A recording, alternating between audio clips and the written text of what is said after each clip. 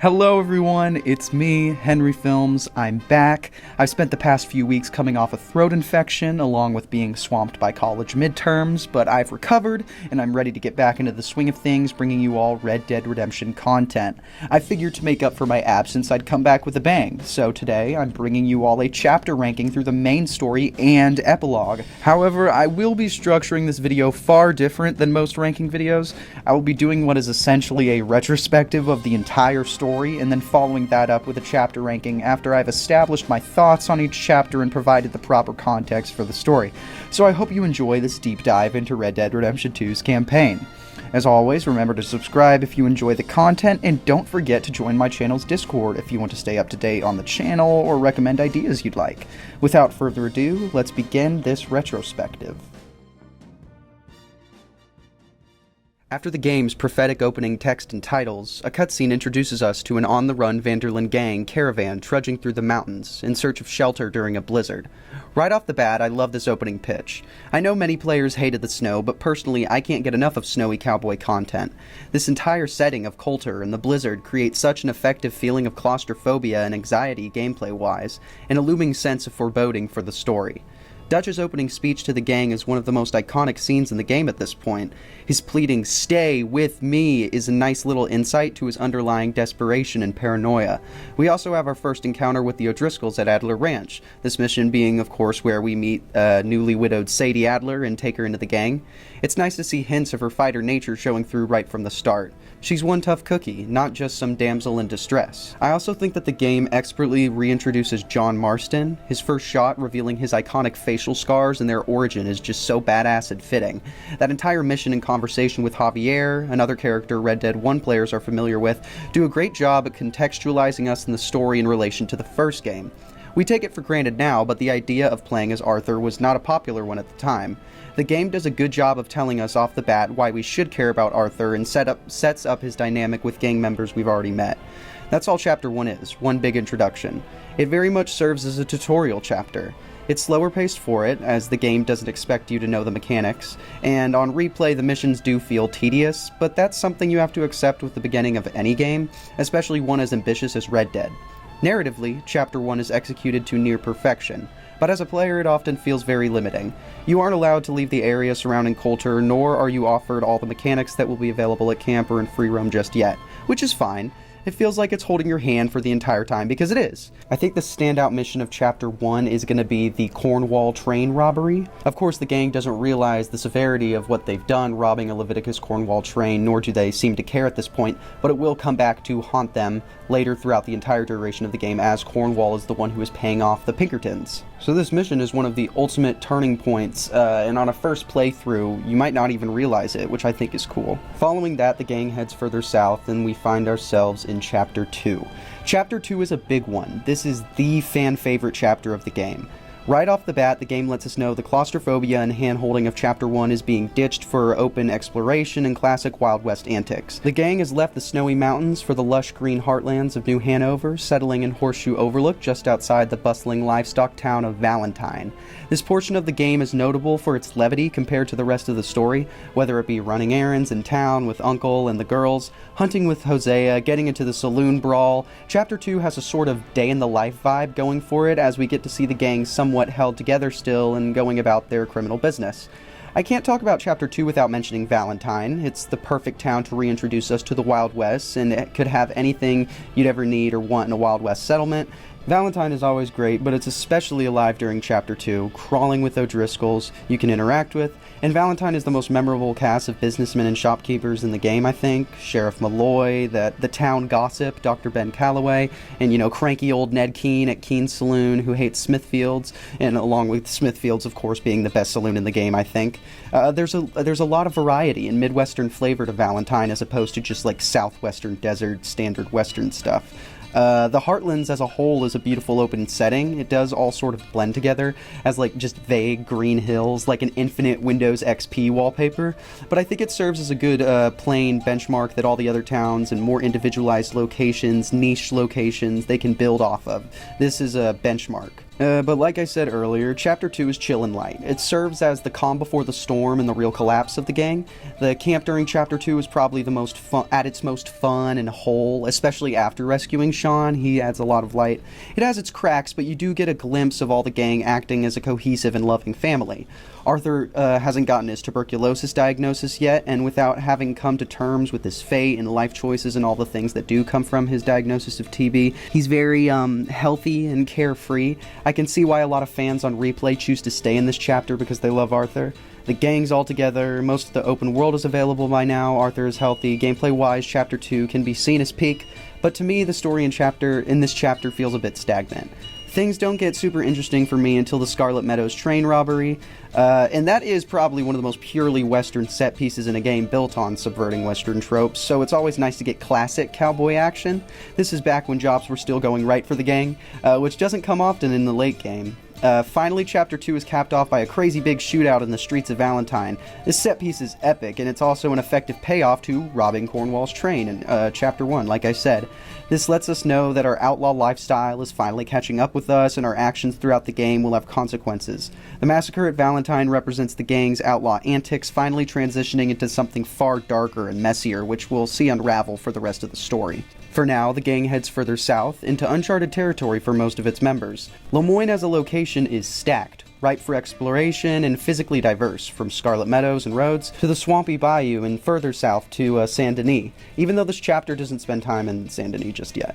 I remember first transitioning from the dry Midwestern dirt roads to Georgia red clay and being filled with excitement on my first playthrough, a sentiment which cannot be shared for the rest of the gang. From Dutch's personal grudge, as his father was killed by Southerners during the war, to Arthur's overall resentment of the East Coast society and civilization as a whole, we get to see these rootin' tootin' cowboys as fish out of water interacting with the Southern aristocracy, which is a lot of fun. The feud between the Greys and the Braithwaites and our attempted manipulation of both is not only a great exploration of the setting's history, but also fantastic at illustrating just how cocky and deluded Dutch and Hosea have become. The gang is in way over their heads, and it's clear from the start. Shady also finally starts coming into her own in this chapter, and it's on the mission running errands with her that we have our first narrative encounter, I think, with the Lemoyne Raiders, which I've already covered in a previous video as my favorite enemy gang. I love the Wild West's history with Confederate bushwhackers and post-war rebels. It's a fascinating concept and another great portrayal of Southern history included in this chapter of the game. Speaking of Southern history, the moonshining missions are extremely enjoyable as well. Seeing Arthur be deputized and wearing a badge on our chest is a lot of fun for that portion of the game. And when it comes to pure fun, actually, torching the cotton and tobacco fields with Sean is an epic jolt of adrenaline and visually striking to boot. Sean proves himself very likable and funny in the few missions we have with him in this chapter. His death scene at the gang's inevitable fallout with the families is so raw and intense, with the following mission rescuing Jack being the most iconic in the game and by far the fan favorite overall. Sharing a lot visually with Django Unchained's Candyland shootout, much of that cinematic presentation carries over in the mission. The nature of what's at stake has the gang at their most angry. Dutch is totally brutal, tossing around Catherine Braithwaite like a rag doll, dragging her by her hair, and it's quite rare to see Hosea lose his cool as much as he does here. He goes full, no BS, angry, badass cowboy. It's dope. It's nice to know how much the gang cares about Jack, and this incident is an effective turning point for John's character arc with his family. We learn Jack is being held by a mobster named Angelo Bronte in the city of Saint Denis, so it looks like our gang will be heading even further into the civilization they so despise for Chapter 4. Chapter 4 is just stacked. It's so narratively dense, especially taking into account the shorter amount of time we spend in Saint Denis compared to the previous two towns. It's just one banger mission after another throughout the entire thing. Our opening introduction to the city is super cool, swinging open the doors to the Bastille Saloon and getting piercing stares from all the city's elite that inhabit it, asking around about Angelo Bronte and no one wanting to talk about him or say his name even. That's a super cool trope that I always love when it pops up in movies. It enhances his power so subtly yet effectively. Saint Denis is so far removed from the Wild West setting of Red Dead 1, but it's such a welcome inclusion as this game moves east. From a technical standpoint, it's on par with Assassin's Creed in historical recreation and immersion, and exploring the Italian mob's influence over cities is a natural evolution to the criminality of gang violence in Wild West boomtowns. But this era, specifically of organized crime, the turn of the century, it's not often explored in media. The earliest set mob movie I can think of is Once Upon a Time in America, because during the opening portion portion when all the characters are children. It's set in like the 1910s. Most of the movies in the 20s and 30s, though. That era of pre-Prohibition, pre-Roaring 20s gang violence, but after the Wild West, like banditos and bandits and stuff. We never get to see that, and it's just a fascinating era. Speaking of this game's era, the Gilded Age, the Gilded Cage is one of my favorite missions. I mentioned this with Rhodes, but one of the main pitches in this game is exploring East Coast society, having Western cowboys be fish out of water. And the Mayor's Party, this fancy party mission, perfects that novelty to a T.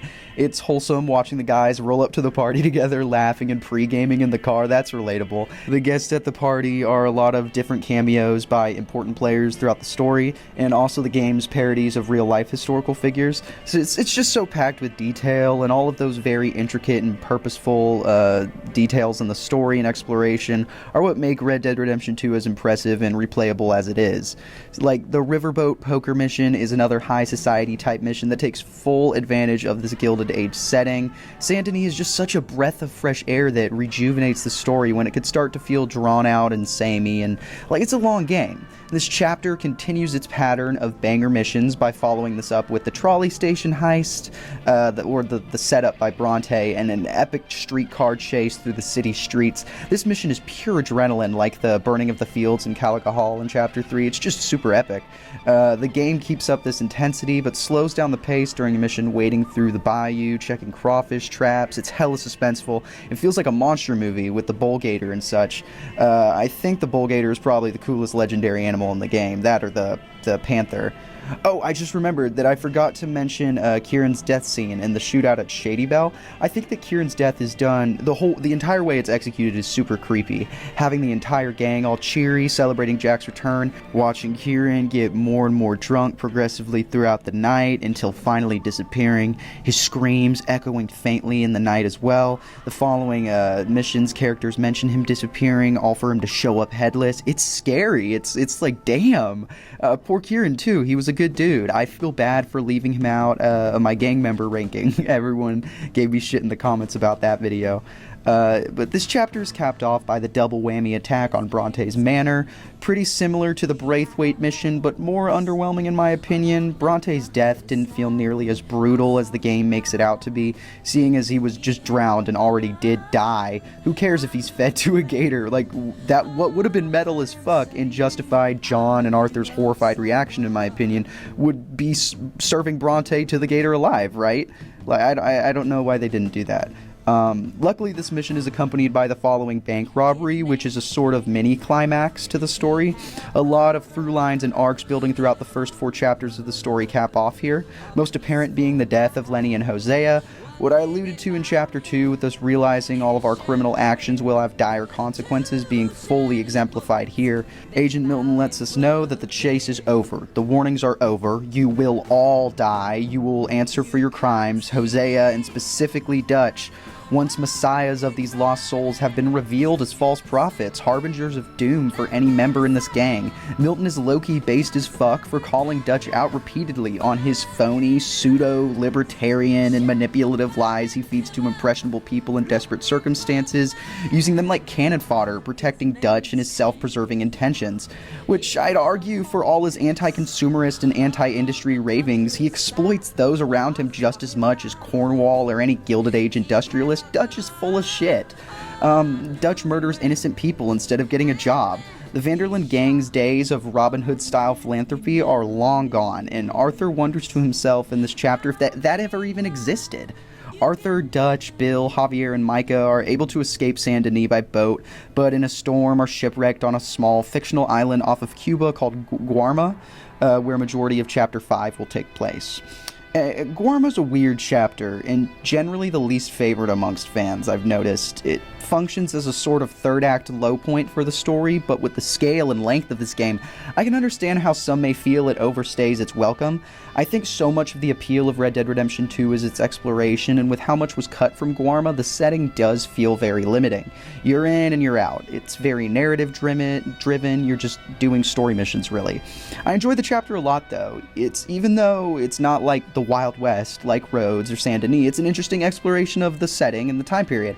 Local rebellion, rebellions, corrupt politicians, military battles. Like, Guarma serves as this game's answer to Mexico from RDR1, but on a smaller scale. I think the problem with this chapter is that the events and the characters are more or less completely unrelated to the events in the rest of the story, and the entire time it just feels like a detour, and we're waiting to get back to the rest of the gang and back to the open world, and all this chapter really has going for it is the spectacle, which granted is amazing. The tropical setting and wildlife is fun, and the battle sequence atop those like castle ruins with the warship approaching, it's epic, and it's the chapter's peak, definitely.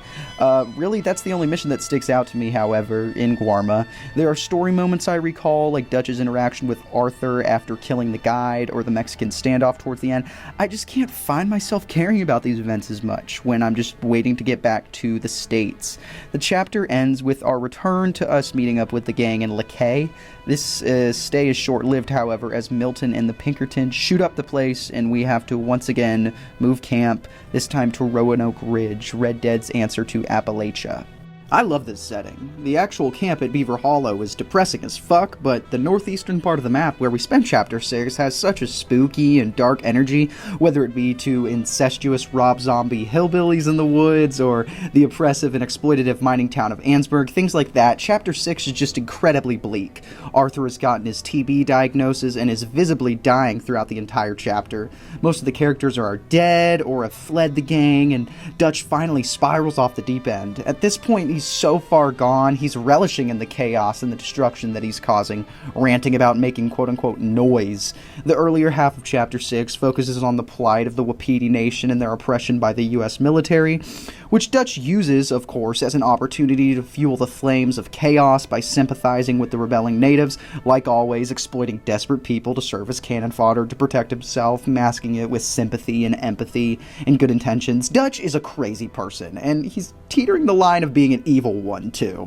Chief Rainsfall and Eagleflies are both fantastic characters, each representing this age-old, two differing views on responding to racism and oppression, assimilation versus retaliation. Both characters are justified in their beliefs, whether it be Rainsfall's wisdom and world-weariness after decades of bloodshed, or Eaglefly's youthful determination and justified lust for vengeance.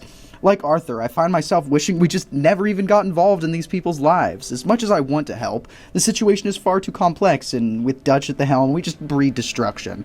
Like Chapter 4, Chapter 6 is a stacked chapter with plenty of memorable set pieces. Scouting out Sisika Penitentiary on a hot air balloon, and then rescuing John, that's one example. All the prison stuff is cool. Followed by the final confrontation with Leviticus Cornwall in Ansburg, which perfectly exemplifies Dutch's recklessness at this point in the story. That entire scene is a perfect mix of, like, making Dutch look like a total calm and collected badass while also like an impulsive buffoon. My favorite mission from this chapter has gotta be storming the Cornwall, kerosene and tar oil fields with Charles and the natives. Damn, that scene is cool. The group shot approaching the oil fields on horseback feels like a natural evolution of the epic group shot approaching Braithwaite Manor in Chapter 3, and when Dutch leaves Arthur to die, us as a player truly learn to the extent as to which Dutch has just gone off the deep end into manipulative and exploitative self-preservation. I remember gasping with anger and disbelief during my first playthrough at the audacity Dutch shows in moments like this towards the end. Being the final chapter of the main story, we have a lot of last goodbyes with characters, which makes for some of the most emotional scenes in the game. From the wholesome and subtle goodbyes to characters like Tilly or Jack, to the more introspective and profound conversations we share with Reverend Swanson or Sister Calderon, an aura of finality ruminates throughout this chapter, and the game immerses ourselves into the character of Arthur and truly puts us in the shoes of a dying man in his last few days on Earth. He's trying to make up for his life. This chapter features one last train robbery for the gang. At this point, all these jobs we go on, they just feel so hopeless and tired, and I wasn't even surprised when it went wrong. Us as a player lose all our faith in Dutch just as much as Arthur does. His behavior is haunting, and it's just sad to watch unravel. And our final confrontation with him and Micah is so heartbreaking and honestly frustrating to watch. how casually Micah offs Miss Grimshaw without Dutch batting an eye, this person who he spent decades with, who founded the gang with him, his refusal to listen or empathize with Arthur and John at all, this like Robin Hood version of Dutch we hear so much about clearly died a long time ago. All he is now is a shell of a once virtuous and compassionate man. We're accompanied by Shady on a rescue mission for Abigail in Van Horn, which that town has become entirely occupied by Pinkertons at this point.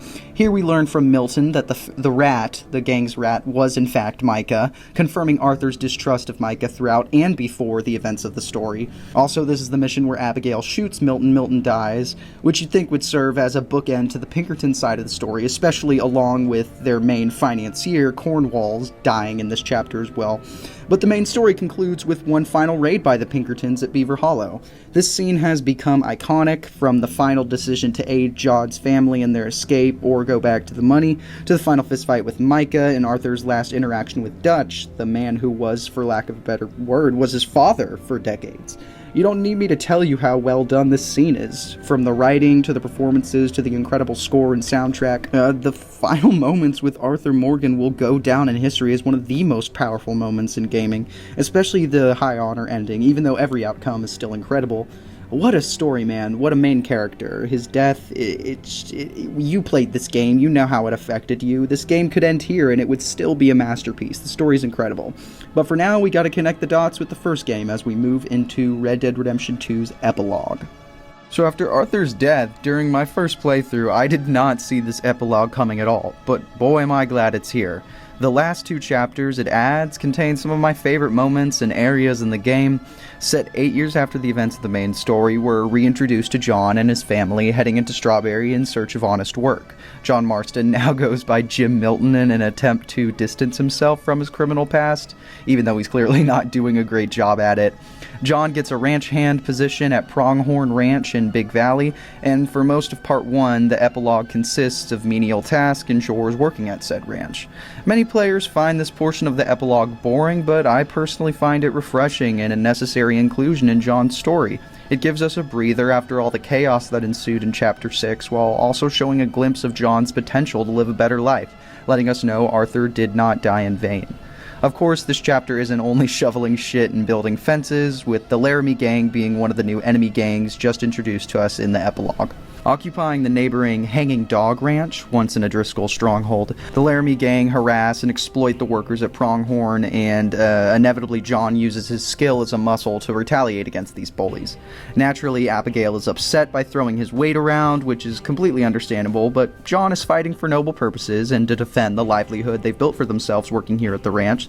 Sadly, however, Abigail has Jack to think about, so she decides to leave John until he can get his life together. Yeah, it's unfair. John is trying his hardest to provide, but Jack can't get caught in the crossfire back at Pronghorn with all that Laramie shit going down. So come nightfall, John and a few of the ranchers ride up to Hanging Dog to confront the Laramie Gang once and for all. This shootout is awesome, and it marks the climax for the first half of the epilogue, the end of Part 1. After saving the ranch, Pronghorn owner Mr. Geddes puts in a good word for John with a banker in Blackwater, his cousin, and John hopes to get a loan and buy some property in the Great Plains to start his own ranch, Beecher's Hope. While in Blackwater, John runs into Uncle, who of course stumbles his way into accompanying us for the rest of the epilogue. We take out the squatters living in Beecher's Hope, then head back to the city of Saint Denis, where we've heard word Charles Smith is now a bare-knuckle boxer. We reunite with Charles at a street fight, and after taking out a few mob guys, we bring him back west to our newly purchased land so the trio can start building the house together. Charles is a great guy and an even better character, along with Uncle being hilarious, so this entire portion of the chapter is so much fun and a nice throwback to the hangout vibes I always got from Chapter 2. And if it couldn't get any better, we reunite with another one of the best gang members right alongside Charles, Sadie Adler, who's now become a full-fledged gunslinger, traveling the country bounty hunting. We accompany her on a few bounty missions as a means of making back some of the money on the loan, and during these missions we're introduced to another epilogue gang, the Del Lobos. These guys are an awesome callback to classic Hollywood Western banditos and a personal favorite of mine. The confrontation at the sheriff's office in Rhodes is such a slept-on cutscene and mission. We're introduced to the last new gang in the next mission, where we head off to Manzanita Post to pick up some tools from a blacksmith, and are then ambushed by the Skinner Brothers, a ruthless band of sadists and maniacs terrorizing the Tall Trees region of the map. We encounter them again when they kidnap and roast Uncle alive, and John and Charles have to go rescue him. By this point, it's time to build the house and actually get ranching, so we're met with another iconic scene and song as our trio builds the new house together. This entire building montage is so wholesome, along with finally reuniting with Jack and Abigail at our new home. The day John spends in Blackwater with Abigail is so sweet, from him slyly putting his arm around her in the theater, the pair's awkwardness getting their photograph taken, or his marriage proposal at the river. These last few missions are just so sweet and happy. I love this entire final chapter. Now, of course, we have to talk about the game's final mission, American Venom. Honestly, it's pretty straightforward, everything you could want from a Western climax. We've got the two best gang members riding by our side, the whole thing is fueled by vengeance, a classic Wild West trope, it's got a big-ass shootout, and it ends in a Mexican standoff. Micah's just as despicable as ever, and the reveal of Dutch being there is a great moment, along with Dutch being the one to initially shoot Micah as the Red Dead theme swells. It's a fantastic culmination of Dutch's story in this game, and without words, Dutch expresses regret and acknowledgement to John in his own way. Afterwards, finding all the Blackwater money in the cabin is a nice setup for us to be totally loaded in the endgame, just like that Rockstar did with GTA 5. And as we head out the snowy mountains with Shady, a cheery version of the theme picks up and the credits roll. With that, we have the campaign of Red Dead Redemption 2, the 6 main story chapters and the 2 epilogue chapters. Dude, what a game. I guess all there is to do now is rank them. That's what you're here for, right? So, if I were to rank the chapters based on general quality, setting, gameplay, enjoyability, mission diversity, mission scale, and story significance, I think I'd go with last place is probably Guarma, Chapter 5. Even though Guarma's awesome in its own right, I just care the least about this chapter. Followed up by Chapter 1, because even though Chapter 1 has so much excellent character stuff and it's a fantastic introduction, it still very much feels like a tutorial chapter. We'll follow that up with the Epilogue Part 1 at number 6, then at 5, Chapter 3. Chapter 3 is a good middle ground. And then when we get into the really good chapters, starting at Chapter 4, we'll do the Epilogue Part 2. Just so many great, memorable missions, great vibes, great characters in this chapter, a worthy conclusion for a fantastic game. The top 3, number 3, Chapter 6. Chapter 6 has so much finality and huge scale missions, and so much comes to a close, and it's a fitting send-off for Arthur and the Vanderlyn gang. It's a great great chapter. Number 2 is Chapter 2. Chapter 2 is a fantastic day in the life look at what the Vanderlyn gang spends most of their time doing before the gang and how they function as a gang. It's just a great immersive chapter where everything is cheery and Arthur isn't dying yet. Number 1, however, is gotta be Chapter 4. This chapter is so stacked, so many memorable missions and set pieces, great characters, a fantastic setting.